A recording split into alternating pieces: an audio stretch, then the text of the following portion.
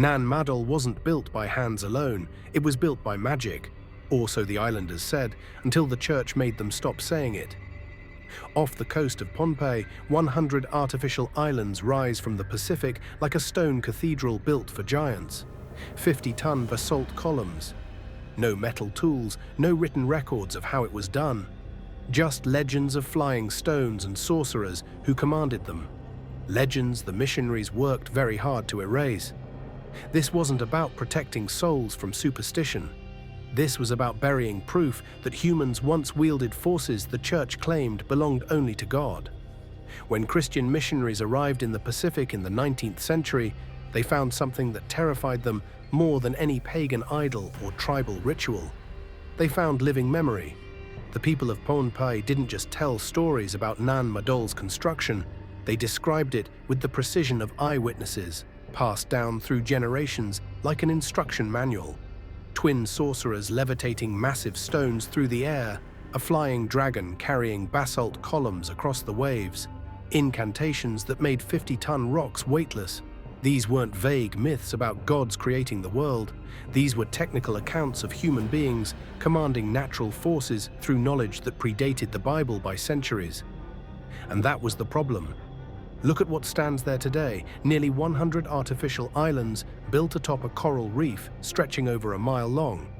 An estimated 750,000 metric tons of black basalt moved over 4 centuries.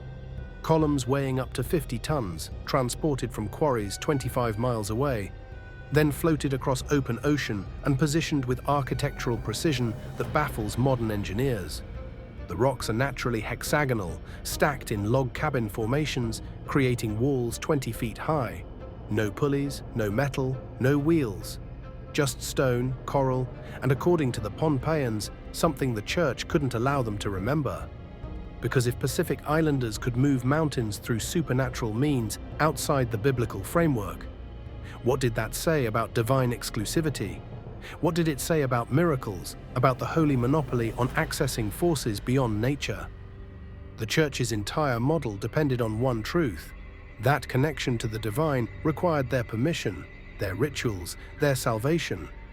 But here were islanders claiming their ancestors commanded matter itself through indigenous spiritual practices that had nothing to do with Genesis, nothing to do with Christ, nothing to do with Rome. Consequently, the oral traditions were systematically dismantled. The legends were rebranded as primitive fantasy, devil worship, demonic deception.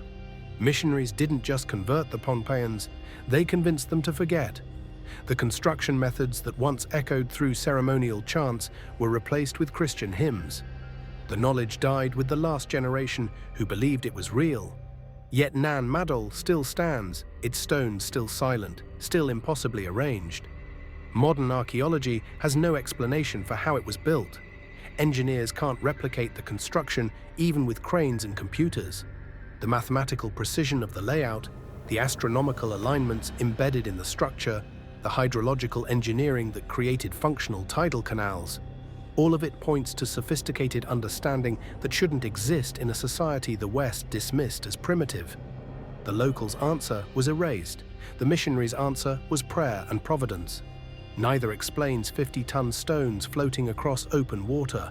And somewhere between conversion and forgetting, the truth of what happened here was buried deeper than the ruins themselves. What if the proof was never lost? What if it's been hiding in plain sight all along, carved into the stones the church couldn't move and didn't dare destroy?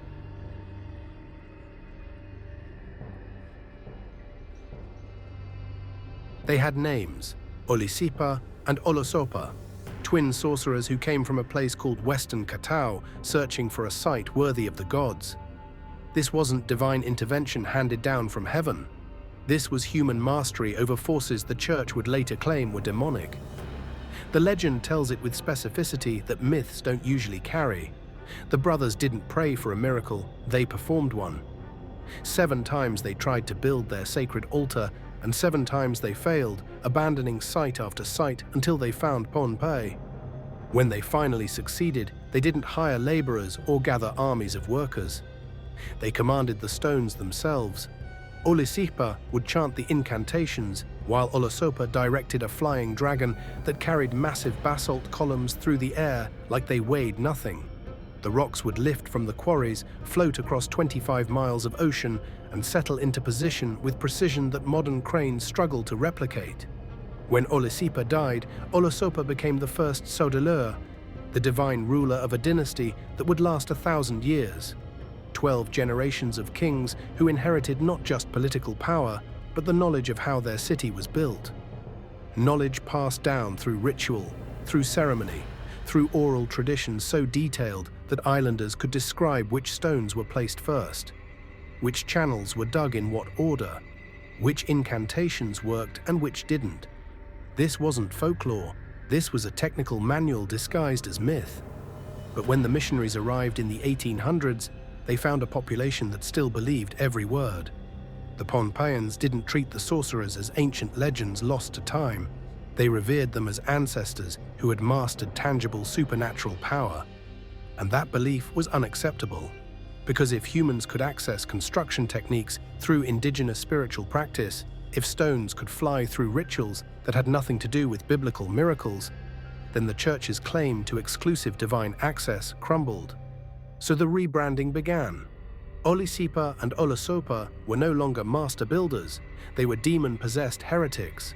The flying stones weren't evidence of lost science, they were impossible pagan fantasies, devil's illusions designed to lead souls away from Christ. The dragon wasn't a spiritual ally, it was Satan himself, tempting the innocent with false power. Forced conversion meant forced forgetting. The detailed oral histories were dismissed as superstition. The chants were replaced with hymns. The knowledge that once moved mountains was buried beneath prayers that moved nothing. And this pattern wasn't unique to Pohnpei. Across the Pacific, the same erasure happened again and again. In Hawaii, the Menehune, small master builders who constructed temples overnight, were rebranded as fairy tales.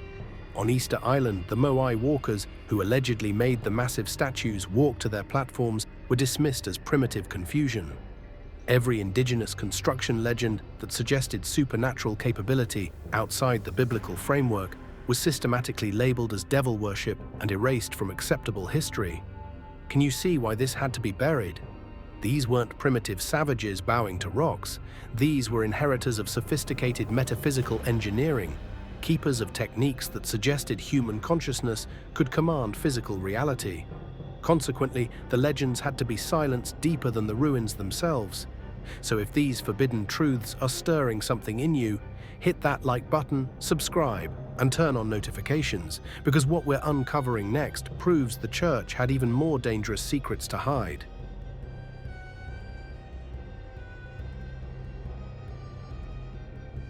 But the legends weren't the only thing the church couldn't explain. There were bodies.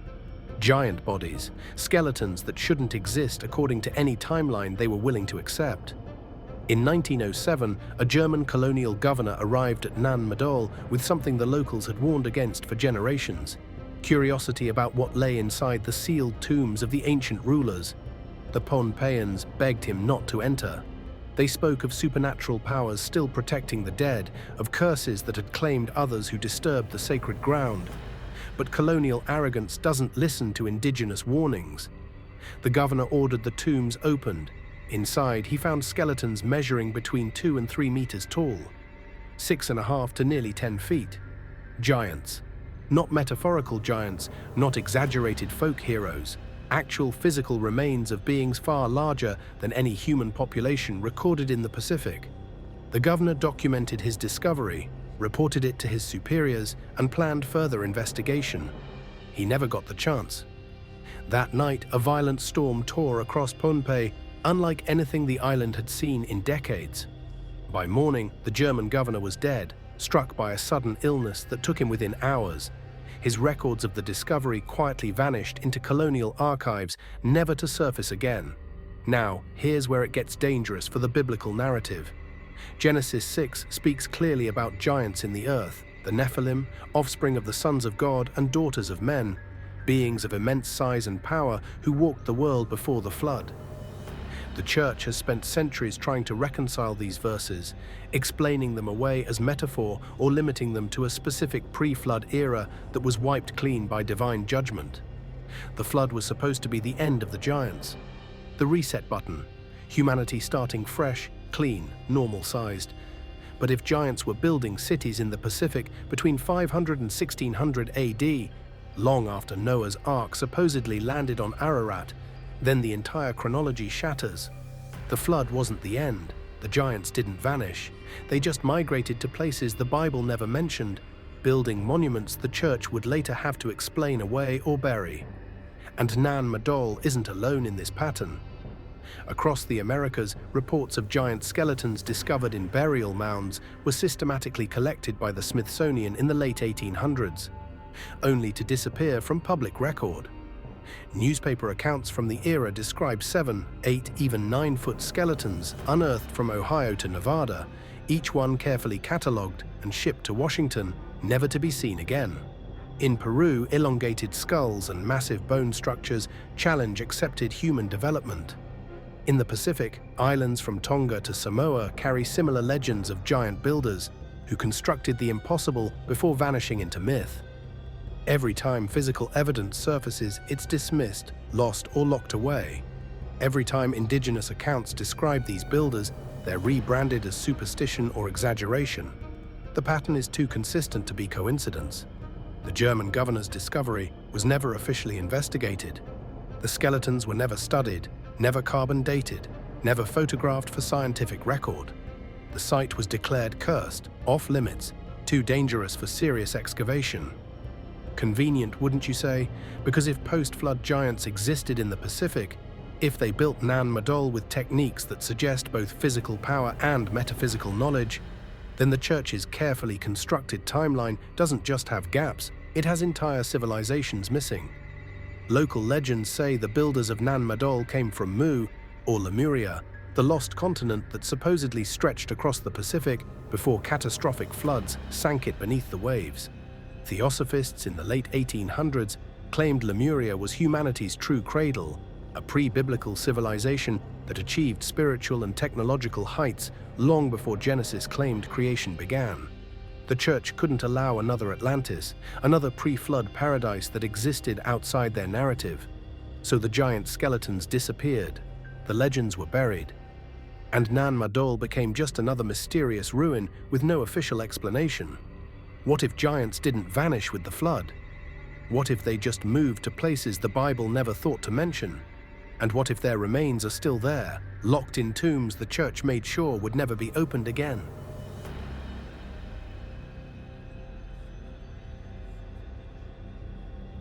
The giants weren't the only secret buried in Nan Madol's waters. There was treasure, impossible treasure. Artifacts that suggested technological sophistication that shouldn't exist in the 17th century Pacific. And every attempt to bring them to the surface has ended in disaster. During World War II, Japanese forces occupied Pohnpei and heard the local stories about wealth hidden in Nan Madol's submerged sections. They sent divers down into the tidal channels, into the flooded chambers beneath the ancient ruins. What they found defied explanation. Watertight platinum coffins resting on the seafloor, surrounded by pearls, precious metals, and artifacts described as having impossible sophistication for their supposed age.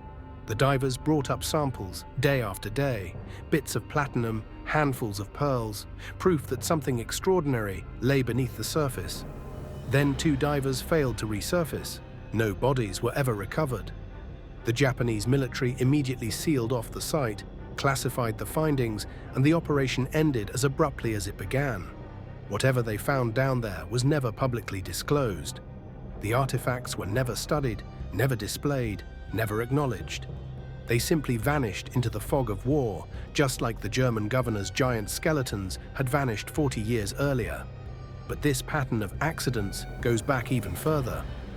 In 1874, a Polish anthropologist named Johann Kuberi spent months at Nan Madol, meticulously cataloguing hundreds of artifacts, carved stones, ceremonial objects, tools and implements that documented the lost civilization's capabilities. He packed everything into crates, loaded them onto a ship, and set sail for Europe to share his discoveries with the world. Before he could arrive, his ship encountered a violent storm near the Marshall Islands and sank.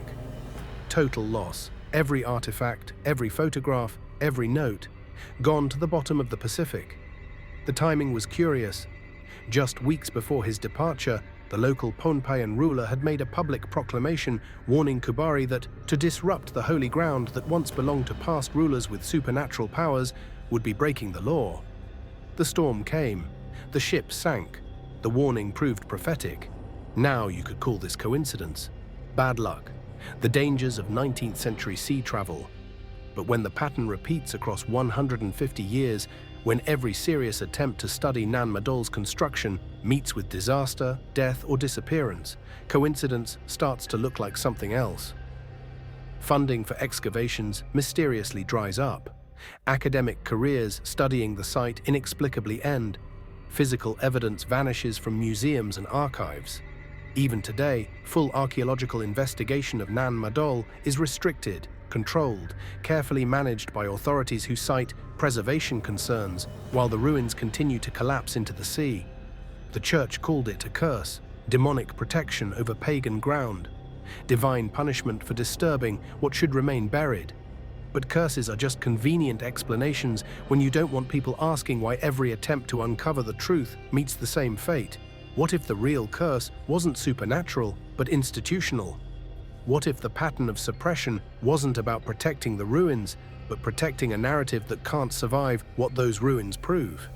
Because platinum coffins suggest metallurgical sophistication, watertight seals suggest engineering knowledge, artifacts of impossible sophistication suggest a civilization that achieved technological heights the official timeline says shouldn't exist in 1600 AD Pacific Islands. And if that's true, then everything you were taught about human development, about the spread of civilization, about who had knowledge and when they had it, all of it crumbles like the walls of Nan Madol itself.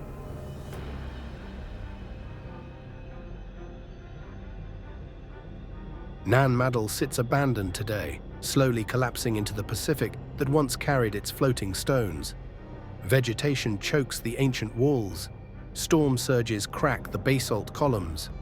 UNESCO calls it a World Heritage Site in danger, officially protecting it while conveniently controlling who can excavate, who can study, who can ask the questions that matter.